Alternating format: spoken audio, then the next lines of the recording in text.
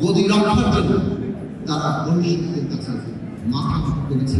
বাস্তবতা একটা আছে এবং এই দক্ষিণ এশিয়ার ভূরাজনীতি যে নানান জটিল মাত্রা এবং সম্পর্কের মধ্যে ঢুকেছেন, তাতে বাংলাদেশের সামনে যারা নেতৃত্ব দেবেন তাদের এই চ্যালেঞ্জ গ্রহণ করতে হবে।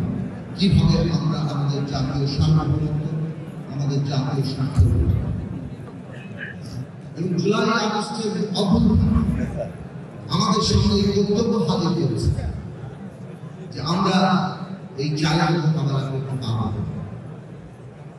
নানাভাবে রেটরিকের মধ্যে অলঙ্কার বক্তৃতায় জাতীয় সার্বভৌমত্ব কিংবা জাতীয় স্বার্থের কথা আসে, কিন্তু বাস্তবতা কোন দেশের জাতীয় সার্বভৌমত্ব এবং স্বার্থের প্রশ্ন কেবল ভবিষ্যতের সাথে সম্পর্কের প্রশ্ন নয়, এটা অভ্যন্তরীণ ভাবে একটা জনগোষ্ঠী কিভাবে রাজনৈতিকভাবে সংরক্ষণ থাকছে তার উপর অনেকটা নির্ভরশীল। বলা চলে সেটাই প্রধান।